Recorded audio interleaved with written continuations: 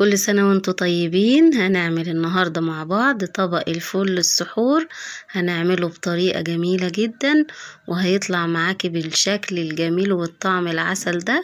هيطلع معاكي حلو جدا جدا وحاجة كده روعة، مش هتشتري فول من بره تاني.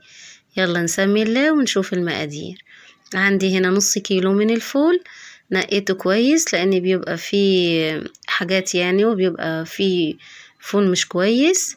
نقيته كويس وبعد كده هنفضي عليه مية وهسيبه منقوع لليلة كاملة او 6 ساعات يعني حسب ما انت عايزة. هننقعه ونرجع له تاني.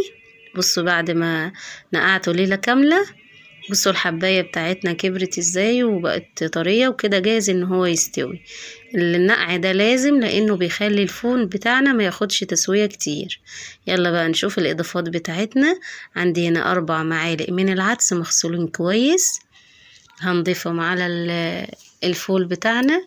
وكمان هنضيف 2 معلقة من الرز، يعني 4 معالق من العدس و2 معلقة من الرز. وعندي هنا ليمونة غسلتها كويس وشلت البذر بتاعها، وما تخافيش يعني من الليمونة مش هتدي مرار خالص للفول.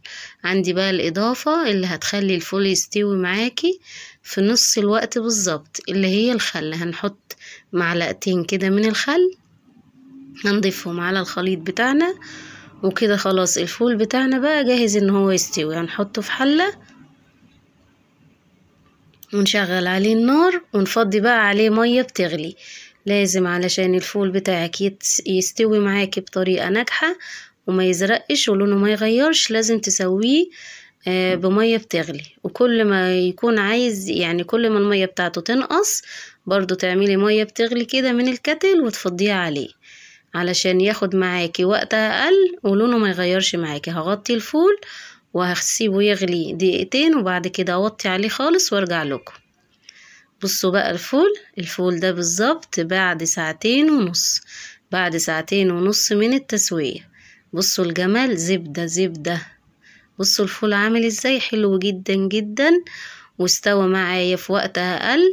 فعلا بجد اللي هيجرب الخل ده هيعرف ان هو بيسرع عملية التسوية وبيخلي الفول بتاعنا يستوي بسرعة وما بياخدش وقت خالص وبيطلع معانا زبدة زي ما حضراتكم شايفين.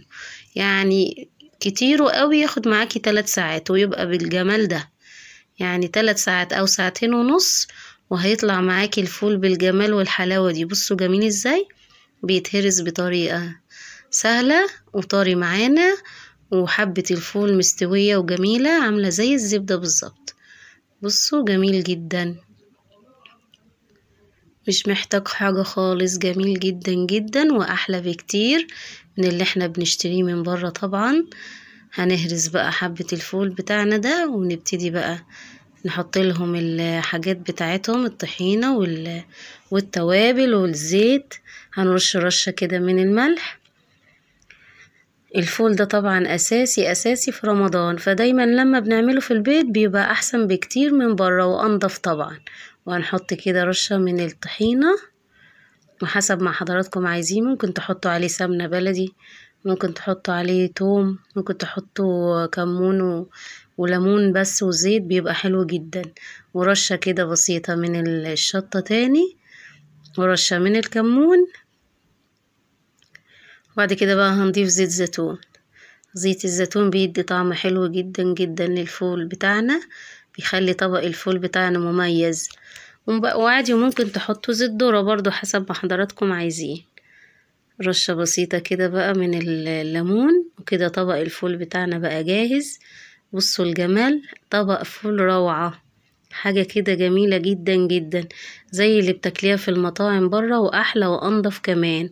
جربوا طريقتي في الفول وان شاء الله النتيجة تعجبكم.